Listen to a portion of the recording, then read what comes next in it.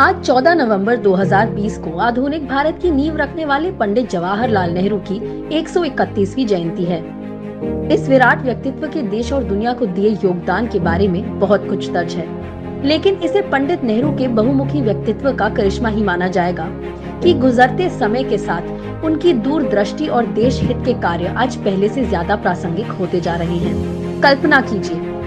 20वीं शताब्दी के शुरुआती सालों में कैम्ब्रिज के ट्रिनिटी कॉलेज और इनर टेम्पल जैसे विश्व प्रसिद्ध संस्थानों से बैरिस्टर की डिग्री लेने के बाद नेहरू जी ने आनंद भवन की शानो शौकत की जीवन शैली और नामी वकालत के पेशे को त्याग कर स्वतंत्रता संग्राम की धूल को अपने माथे से लगाया और 1929 में कांग्रेस के अध्यक्ष बनने पर उन्होंने पूर्ण स्वराज का लक्ष्य कांग्रेस और देश को दिया।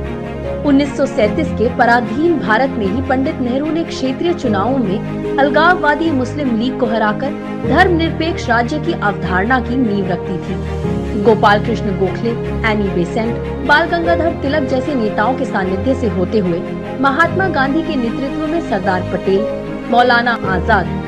और नेताजी सुभाष चंद्र बोस जैसे प्रखर कांग्रेस नेताओं के साथ नेहरू जी ने स्वाधीनता संग्राम के दौरान ही कांग्रेस के लोकतांत्रिक स्वरूप को बनाने में महत्वपूर्ण योगदान दिया।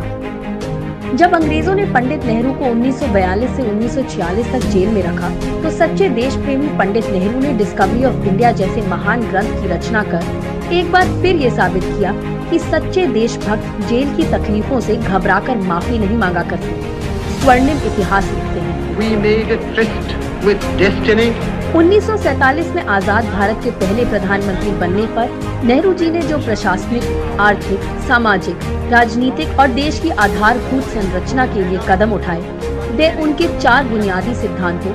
प्रजातंत्र, धर्मनिरपेक्षता, समाजवाद और गुट निरपेक्षता पर आधारित थे। सभी कार्यों के उल्लेख की बजाय उनके द्वारा स्थापित चिरकालिक योजनाओं, संस्थाओं और प्रतिष्ठानों के नाम का जिक्र ही पंडित नेहरू के व्यक्तित्व को नमन करने के लिए काफी है।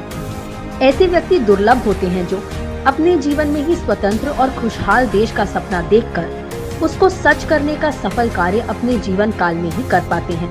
भारत के ऐसे सच्चे सुपूत पंडित जवाहरलाल नेहरू को शत शत नमन।